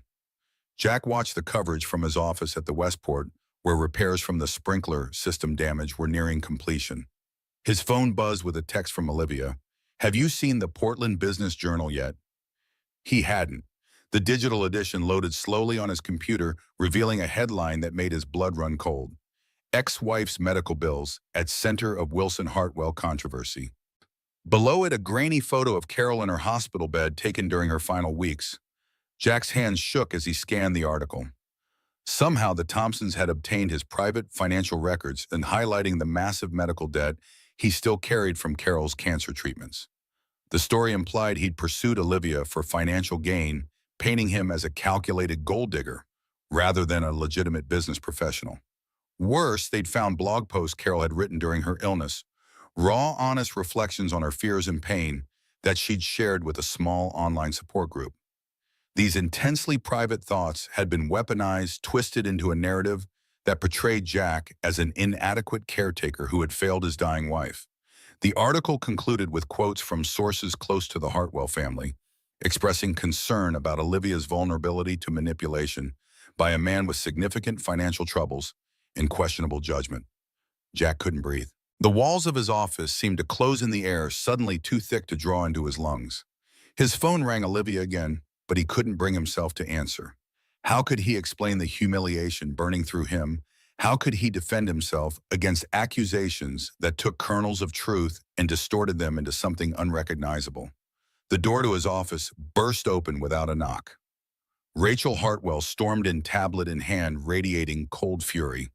I've already got our legal team drafting cease and desist orders against every publication that ran this garbage. We're filing privacy violation claims and pursuing criminal charges for how they obtained those medical records. Jack stared at the screen, at the photo of Carol that should never have been made public. They found her blog. Those were her private thoughts when she was dying. Rachel's expression softened fractionally. Jack, I'm so sorry. This is beyond unethical, even for the Thompsons. How did they get her hospital photo?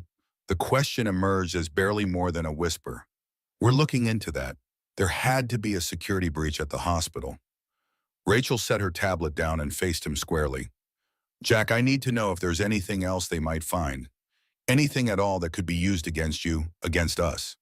He thought about the sleepless nights in hospital chairs, the second mortgage on their small house that had still not been enough, the times he'd been forced to choose between paying for Carol's experimental treatments or the electricity bill. He thought about the crushing guilt he still carried for all the ways he'd failed to make her final months easier. Nothing illegal or unethical, Jack finally answered. Just the messy, painful reality of watching someone you love die while trying to keep your child's world from falling apart. Rachel nodded once decisive. Then we fight back. Hard. Jack shook his head, a bone-deep weariness settling over him. They're using my dead wife to attack me, Rachel. How do I fight against that? By remembering what you're fighting for. Rachel's voice was uncharacteristically gentle. Lily, Olivia, the future you're building, don't let them take that from you. Jack's phone buzzed again, this time with a call from Lily's school. His stomach dropped. Wilson, he answered, dreading what might come next. The school counselor's voice was cautious, concerned. Mr. Wilson, we've had an incident with Lily. Some of the other children saw the news article about her mother on their parents' devices. They've been asking her questions, and she became very upset. We think it would be best if you came to pick her up. By the time Jack reached the elementary school, a sick weight had settled in his chest. He found Lily huddled in the counselor's office, her small face streaked with dried tears, clutching her dinosaur backpack like armor. Daddy! She launched herself into his arms the moment he appeared. Is it true? Did you not take good care of Mommy when she was sick? The question cut deeper than any accusation from the board or the press. Jack knelt to Lily's level, holding her shoulders gently. No, sweetheart, that's not true at all. I loved your mom very much, and I did everything I possibly could to help her get better. Then why did Zach say his mom read that you didn't pay for mommy's medicine? Jack closed his eyes briefly, gathering strength. Sometimes even when you want to do everything you can't. The medicine your mom needed was very expensive, and we did our best with the money we had. But I promise you we got her every treatment the doctors thought might help. Why are people saying mean things about you and mommy? How did you explain corporate warfare to an 8-year-old? Some people are upset with me because of my new job, and they're trying to make others upset with me too. They found pictures and stories about mom that were private that shouldn't have been shared. Lily's brow furrowed in concentration. Like when Jenny told everyone I still sleep with my triceratops even though I'm 8. Despite everything, Jack felt a small smile tug at his lips. A little bit like that, yes. Sometimes people share things that aren't meant to be shared. Is Olivia mad at you too? No, honey. Olivia knows the truth. Lily nodded, making a decision with the straightforward clarity of childhood. Then I don't care what Zach says. His favorite dinosaur is T-Rex anyway, which is so basic. Jack signed the early dismissal forms and drove Lily home, calling Deborah to let her know he'd be working remotely for the rest of the day. He still hadn't returned Olivia's calls or texts, unsure what to say, how to face her after his private pain had been splashed across the media for all to see. They were barely through the door when Lily spotted Olivia sitting on the floor outside their apartment, surrounded by paper bags. Lily ran to her previous distress momentarily forgotten. Why are you sitting on the floor? Olivia scrambled to her feet, her eyes finding Jack's over Lily's head. I brought supplies for an emergency dinosaur craft project. I thought maybe we could use a distraction today. The paper bags contained colored paper glue scissors and what appeared to be several dinosaur anatomy books. Jack unlocked the apartment door, watching as Lily eagerly carried the supplies to her dinosaur lab, leaving the adults momentarily alone in the living room. Jack, Olivia's voice wavered slightly. I've been trying to reach you. He couldn't meet her eyes, shame and anger warring within him. I know, I'm sorry. I didn't know what to say. You don't have to say anything. She stepped closer, her hand finding his. What they did using Carol like that, it's unforgivable. They made it sound like I let her die, Olivia. Like I chose not to pay for treatments that could have saved her. The words tasted bitter on his tongue. And the worst part is sometimes that's exactly how it felt. Sitting there with the bills piling up, knowing there were clinical trials we couldn't afford, specialists we couldn't see. Olivia's arms encircled him, her head resting against his chest.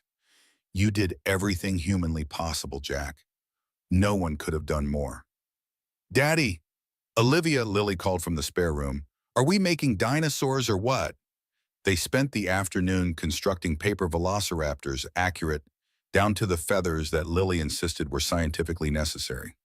Jack watched Olivia patiently helping his daughter measure and cut, explaining evolutionary adaptations and fossil discoveries as they worked.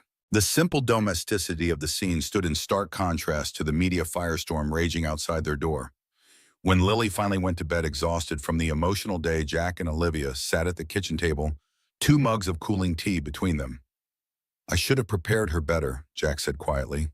I knew the Thompsons might attack me personally, but I never imagined they'd drag Carol into it. Olivia reached across the table, her fingers intertwining with his. No one could have anticipated this level of cruelty. Even Bradley has outdone himself.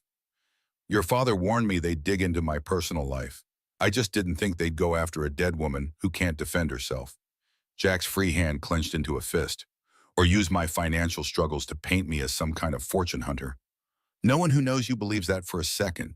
Olivia's voice was fierce with conviction. And we're going to make sure no one else believes it either. How they've taken private medical records, personal blog posts, financial information that should have been confidential. What's to stop them from twisting anything else they find? Olivia was quiet for a moment, her expression thoughtful. What if we take away their power by telling the truth ourselves, all of it on our own terms? What do you mean? I mean an interview. You, me, possibly my father. We talk openly about Carol's illness, about how you struggled financially while doing everything possible to save her. We address the rumors directly instead of hiding from them. Her eyes lit with determination. We control the narrative, not the Thompsons. Jack considered the idea, turning it over in his mind. It would mean making myself even more vulnerable, talking about the hardest time in my life publicly. Yes, Olivia acknowledged, but it would be the truth, not their twisted version of it. And truth has a power all its own. The next morning, Jack arrived at Hartwell Holdings to find William waiting in his office. The older man looked unusually somber, his customary confidence muted. I owe you an apology, Jack. I anticipated attacks on your character, but I failed to predict they would stoop to exploiting your late wife's illness. That was unconscionable. Jack set his briefcase down, adjusting to this unexpected version of William Hartwell. You couldn't have known. I should have. I've known Robert Thompson for 30 years. I've seen what he's capable of when cornered. William paced to the window, hands clasped behind his back. Rachel tells me Olivia has suggested a counteroffensive, an interview to set the record straight. She did. I'm still considering it. William turned his blue eyes, so like his daughter's, fixing on Jack with uncharacteristic gentleness. May I offer some advice, not as your employer, but as someone who has weathered his share of public relations disasters? Jack gestured for him to continue. Vulnerability properly deployed can be more powerful than any corporate statement or legal maneuver. People respond to authenticity. If you choose to speak publicly, don't polish the edges of your story. Let them see the raw truth, not just of what happened to Carol, but of what you and Lily have overcome since. Jack hadn't expected this response from a man whose public persona was built on projecting invulnerable strength. Wouldn't that just give the Thompsons more ammunition? On the contrary, it would neutralize their most potent weapon, the implication that you have something to hide. William adjusted his cufflinks, a nervous gesture Jack had never observed in him before. When Helena died, I buried my grief in work. I made my public face a mask of stoic resolve, never allowing anyone to see how broken I truly was. It protected me from vulnerability, yes, but it also cut me off from genuine connection. From my daughters. From any chance at healing. He looked up, meeting Jack's gaze directly. Don't make my mistake. The simple humanity in this admission struck Jack more powerfully than any business advice William had ever offered. Thank you for sharing that with me. Yes, well, William straightened, his momentary openness already receding behind his usual composed exterior. Consider Olivia's suggestion, and know that whatever you decide, you have the full support of the Hartwell family. He moved toward the door, then paused. And Jack, for what it's worth, I believe you did everything humanly possible for your wife. No man could have done more. After William left, Jack sat at his desk, staring at the framed photo of Lily that had pride of place beside his computer. Next to it now stood a smaller frame Olivia had given him, containing a picture of Carol in healthier days, laughing at something off camera, her eyes bright and full of life. This was how Jack wanted her, remembered, vibrant, joyful, whole, not as the gaunt figure in a hospital bed that the Portland Business Journal had published. He reached for his phone and called Rachel.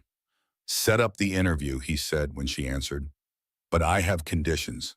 The studio lights felt unnaturally bright as Jack, Olivia, and William took their seats across from Catherine Brennan, the respected host of Portland's highest-rated morning news program.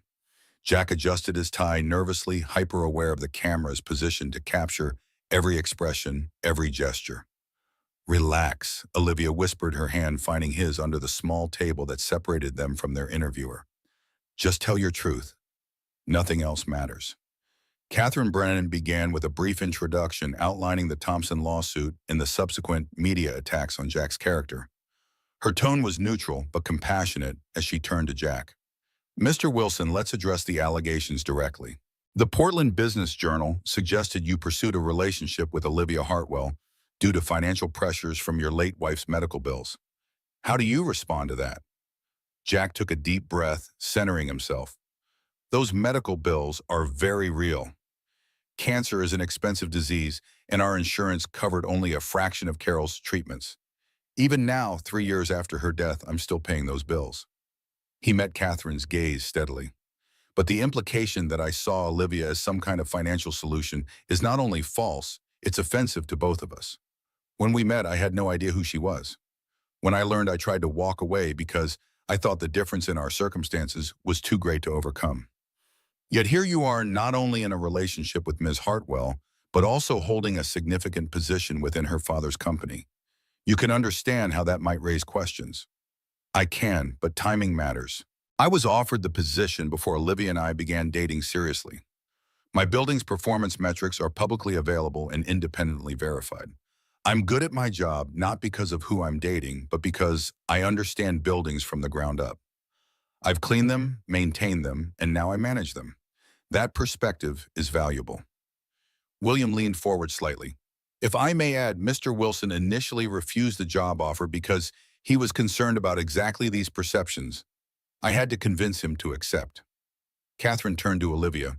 Ms. Hartwell, what drew you to Mr. Wilson? You must have encountered skepticism from your social circle. Olivia's smile was genuine, warming her entire face. What drew me to Jack was his integrity. The night we met, he was faced with a choice between an easy lie and a difficult truth. He chose truth even knowing it would cost him. That's rare in any social circle. She squeezed Jack's hand. As for skepticism, yes, there's been some. But anyone who spends time with Jack understands why I'm with him. He sees me not the Hartwell name or the trust fund, but me. The interview shifted to Carol's illness, Catherine's questions becoming more gentle, but no less direct. The Journal published excerpts from your late wife's blog that suggested she felt guilt about the financial burden her treatments placed on your family. Can you speak to that? Jack's throat tightened with emotion. Carol was the most selfless person I've ever known. Even dying, she worried more about Lily and me than herself. Yes, she felt guilt, irrational, undeserved guilt, about the cost of trying to save her life. He paused, gathering his thoughts. What the Journal didn't publish were her entries about the nights I spent sleeping in her hospital room so she wouldn't be alone, or how we worked together to prepare Lily for a future without her mother, or the last letter she wrote me, thanking me for fighting alongside her until the very end. Would you be willing to share parts of that letter? Jack hesitated, then nodded. He removed a worn, folded paper from his jacket pocket. I carry this with me everywhere. It's the last thing Carol wrote the day before she died. He unfolded it carefully, clearing his throat.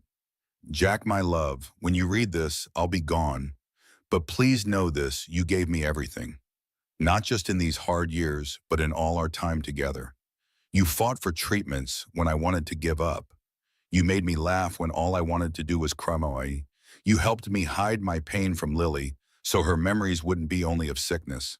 Most of all, you loved me wholly even when cancer made me unrecognizable to myself. No one could have done more. No one could have loved better. The studio was completely silent when he finished reading. Even Catherine, a veteran journalist known for her composure, seemed momentarily at a loss for words. Jack refolded the letter carefully, returning it to his pocket. Thank you for sharing that, Catherine finally said, her voice softer. It paints a very different picture than the one presented in recent media coverage. William, who had remained largely silent during this portion of the interview, spoke up unexpectedly. If I may, I'd like to address something. The Thompson family has suggested that Hartwell Holdings has been damaged by its association with Mr. Wilson.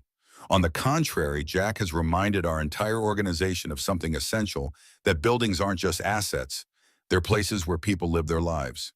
His approach to property management has revitalized 3 underperforming buildings because he understands this fundamental truth. The older man turned slightly to face Jack directly. In my 50 years in business, I've learned to recognize exceptional talent. But more importantly, I've learned to recognize exceptional character. Jack Wilson possesses both, and Hartwell Holdings is fortunate to have him, regardless of his relationship with my daughter. The sincerity in William's voice caught Jack off guard. This wasn't the calculated business statement of a CEO protecting a corporate asset. This was genuine respect publicly declared.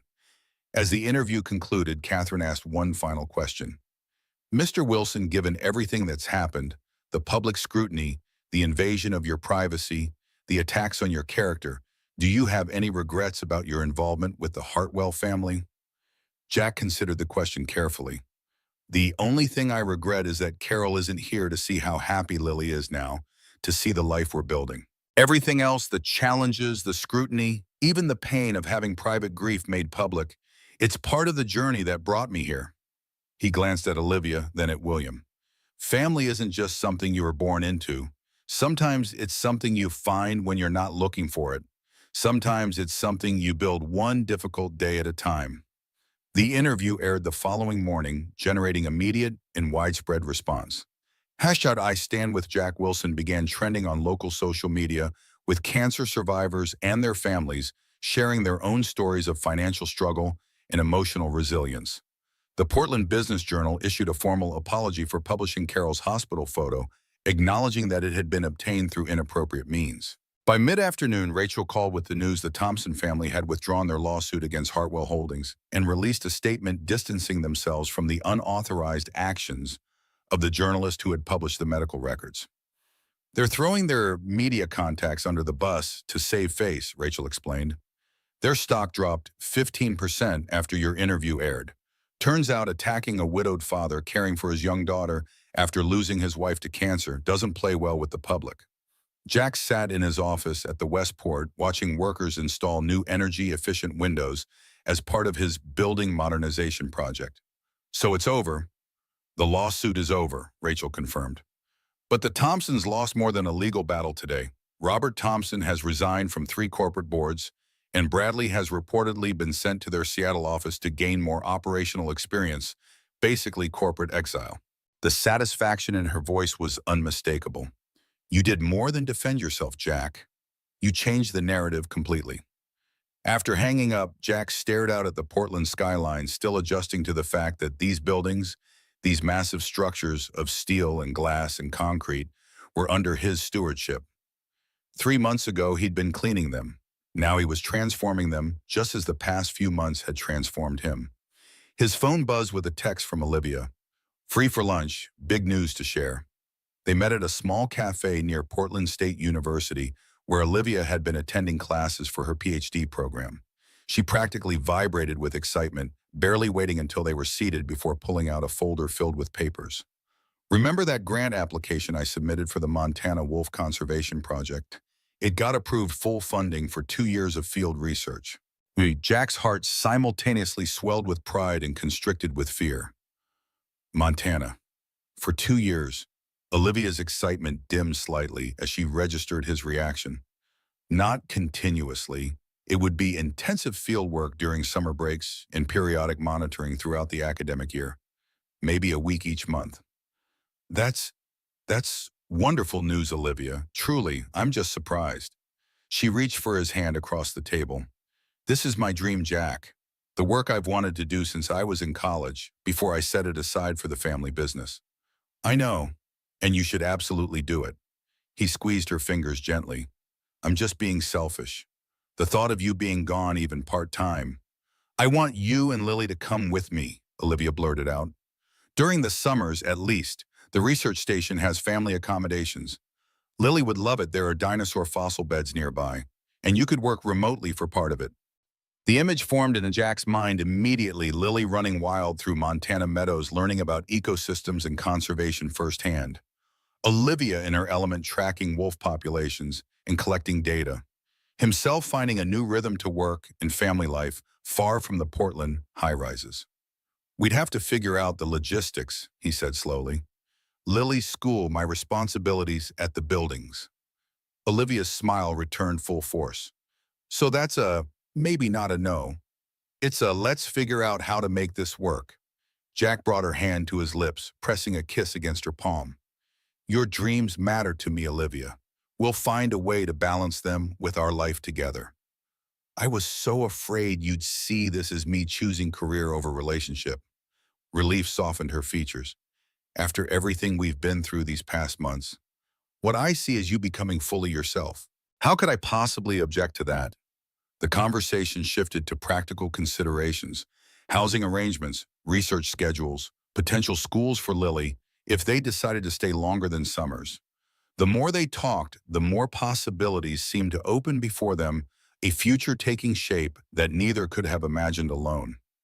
That evening, Jack took Lily to the park, watching her expertly navigate the jungle gym as he contemplated how to explain Olivia's news. So much had changed in his daughter's life already. Would this be one adjustment? Too many. Daddy, can I ask you something important? Lily plopped down beside him on the bench, slightly breathless from play. Always, kiddo. Is Olivia going to be my new mom? The directness of the question shouldn't have surprised him. Lily had never been one to approach topics obliquely, but it still caught him off guard. What makes you ask that? Lily rolled her eyes with the exaggerated patience of a child explaining the obvious. Because she sleeps over at our house a lot, and you look at her the way princes look at princesses in movies, and she helps me with my dinosaur projects, and Martha said it's only a matter of time. Jack made another mental note to discuss appropriate topics with Martha. Would it bother you if Olivia became part of our family? Lily considered this with characteristic seriousness.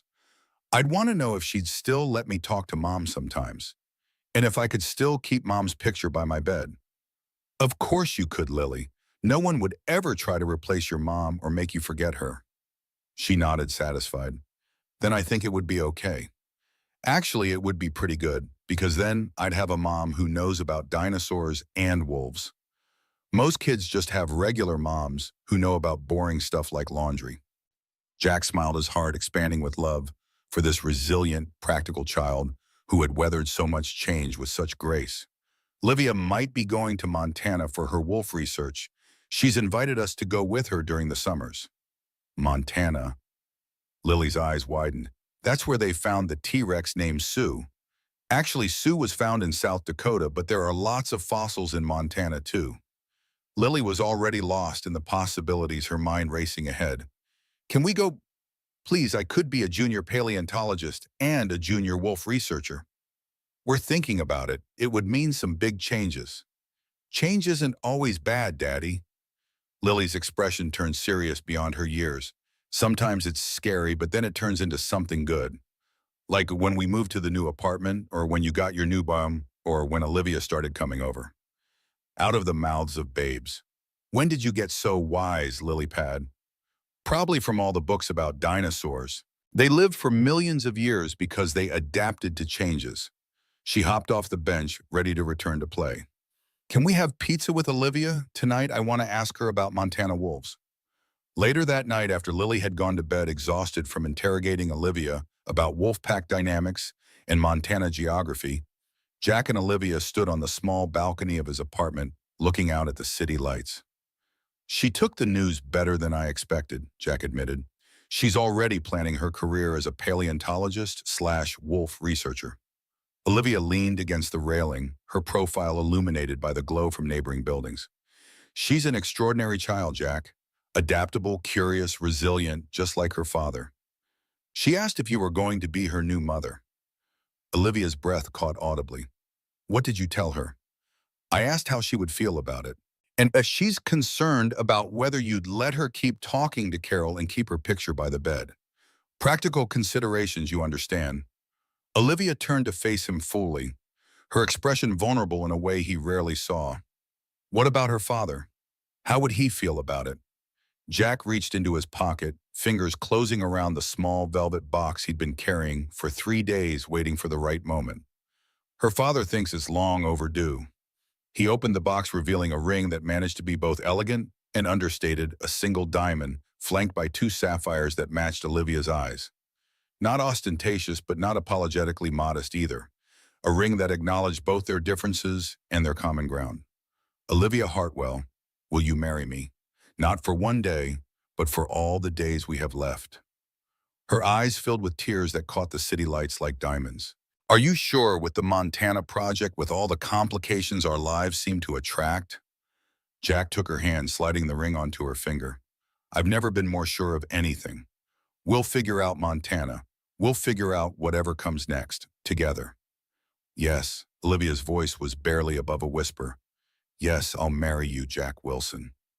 When they kissed, the city below them seemed to fall away, becoming merely backdrop to the story they were writing together, a story of second chances and unexpected journeys of family found in unlikely places of love that transforms rather than diminishes. 6 months later, a small gathering assembled in the garden of the Hartwell estate. No society photographers, no business associates, no performative displays of wealth or status, just family and close friends, exactly as Jack and Olivia had wanted. Lily stood proudly as Flower Girl scattering rose petals with scientific precision while reciting facts about pollination that made the guests smile. She wore a dress that complemented Olivia's simple gown, and around her neck hung a small locket containing a picture of Carol present in this new chapter while remaining honored in memory. Martha sat in the front row crying happy tears, declaring to anyone who would listen that she'd known from the start they were perfect for each other. Rachel stood as Olivia's maid of honor, her usual sharp edges softened by genuine happiness for her sister. And William Hartwell, looking slightly uncomfortable in the role of sentimental father of the bride, waited to walk his daughter down the aisle. As the music began, William offered his arm to Olivia. "Are you happy, Livy?" he asked quietly, using the childhood nickname she hadn't heard in years. Olivia's smile was answer enough, but she spoke the words anyway. "Happier than I ever thought possible, Dad. Your mother would be proud of the woman you've become, the choices you've made." He cleared his throat emotion, making his usual commanding voice slightly rough. "I know I haven't always supported those choices, but I'm learning. Jack he's a good man." "The best," Olivia agreed. "Thank you for seeing that eventually." They began the walk toward where Jack waited beneath an arch of flowers, his eyes fixed on Olivia as if she were the only person in the world. Lily stood beside him, bouncing slightly with excitement, her hand securely in his. When William placed Olivia's hand in Jack's, the gesture carried the weight of more than tradition. It represented acceptance, respect, the bridging of worlds that had seemed impossibly distant just months before. The vows were simple, heartfelt promises of partnership and support.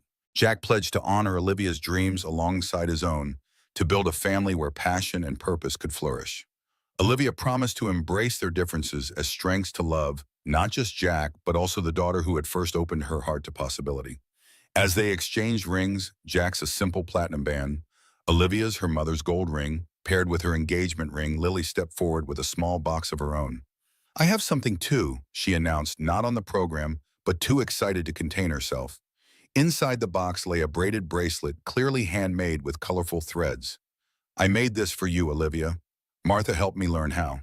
It has blue for wolves, green for dinosaurs, and red because that's your favorite color." Olivia knelt in her wedding dress, heedless of grass stains, and allowed Lily to tie the bracelet around her wrist.